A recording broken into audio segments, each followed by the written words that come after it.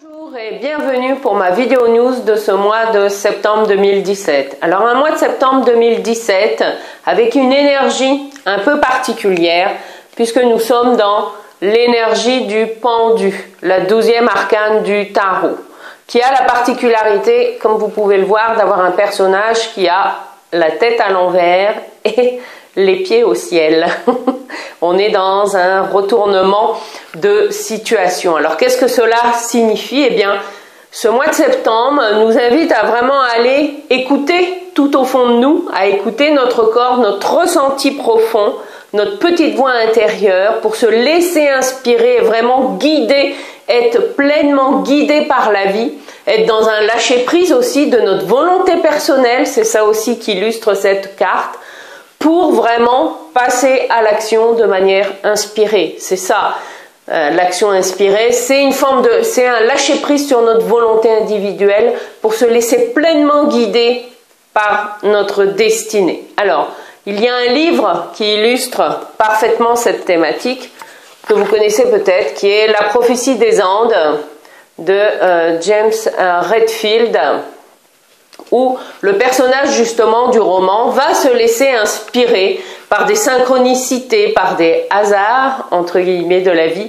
pour faire un cheminement d'évolution au travers voilà, d'une prophétie où il y a 9 révélations, mais qui vont être finalement 9 étapes d'évolution spirituelle ou personnelle. Et à travers ce roman, c'est vrai qu'on est amené aussi à voir le personnage évoluer et à prendre du recul aussi sur sa manière de fonctionner habituellement. Et ce mois de septembre nous invite à ça parce que rien ne sera plus comme avant après ce mois de septembre d'un point de vue énergie collective. Alors l'histoire que je voudrais partager avec vous pour ce mois de septembre 2017 est une histoire vraie qui m'est arrivée il y a quelques mois dans ma vie, où un soir un de mes jeunes voisins m'a gentiment rapporté un chat tigré qui croyait être le mien, sauf que ce n'était pas mon chat, c'était un chat qu'il avait trouvé à une centaine de mètres de la maison. Et pensant bien faire, il me l'avait ramené tout content, sauf que moi ce n'était pas mon chat et que je n'avais aucune idée d'où pouvait venir ce chat, à part qu'il était dans la commune de Quintin.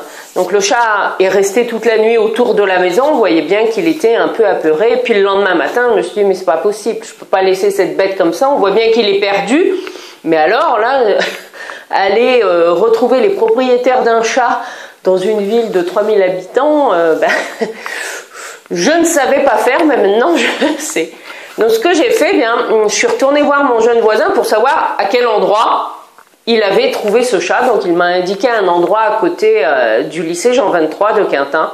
Donc ce que j'ai fait, et là c'était vraiment l'action inspirée, c'est vrai que je travaille avec mes anges, donc j'ai demandé de l'aide à mes anges, qu'ils m'aident à retrouver la maison d'où venait ce chat, pour le ramener chez lui. Donc qu'est-ce que j'ai fait? J'ai pris le chat sous le bras, et oui, et je suis allée à l'endroit où il l'avait trouvé.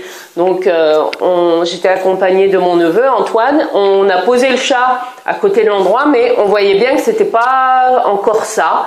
Le chat furetait bien sûr, mais comme en plus il y avait plein de voitures qui passaient à côté, je me disais mais je peux pas le laisser là, parce que comme c'est un chat, on voyait bien qu'il n'était pas habitué non plus à fureter trop souvent. Donc on a repris le chat sous le bras et je me suis dit il faut qu'on aille jusqu'au lycée. Donc on a commencé à marcher dans la rue, hein, c'était en pleine journée, donc il n'y avait pas beaucoup de passages. Et là, eh bien, il y avait des personnes qui descendaient d'une voiture et qui étaient prêts à remonter dans une autre. Donc j'ai osé les interpeller en leur demandant s'ils connaissaient ce chat dans le quartier. Et là, une dame m'a dit, écoutez, je crois bien que c'est le chat de l'hôpital, bougez pas, je vais demander à ma maman. Et sa mère habitait juste de l'autre côté de la rue. Donc elle s'est empressée d'aller demander à sa mère si elle reconnaissait ce chat. Et effectivement, la maman m'a dit, mais écoutez, c'est le chat de l'hôpital. J'ai dit, ah bon, mais il est où l'hôpital? Donc elle nous a donné les indications pour aller à l'hôpital. Et c'est ainsi que ce chat a retrouvé sa maison. Et figurez-vous, pour la petite histoire, que ce chat portait le joli nom d'Étoile.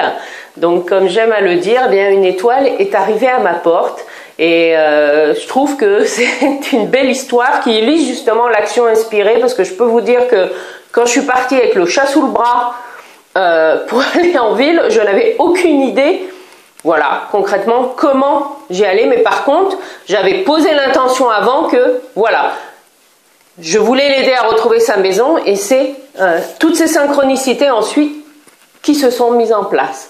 On est arrivé au bon moment pour rencontrer ces personnes. Voilà ce qu'est l'action inspirée.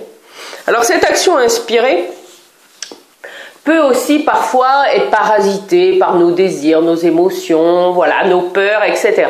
Et il y a un endroit qui a ouvert ses portes il y a quelques mois, au printemps dernier, à Château-Giron. Il s'agit de la Maison du Rigolet, qui est animée par Sandrine Massard ainsi que d'autres thérapeutes, et qui est un lieu où vous pourrez justement aller vous ressourcer sur tous les plans, c'est-à-dire que ce soit sur le plan énergétique, sur le plan de l'alimentation aussi, ou comment manger autrement, parce que c'est aussi un chemin d'éveil en soi, la bonne alimentation qui nous correspond, ou également découvrir d'autres outils qui vont vous aider à aller vers cette action inspirée qui nous demande aussi de dépasser nos peurs tout simplement.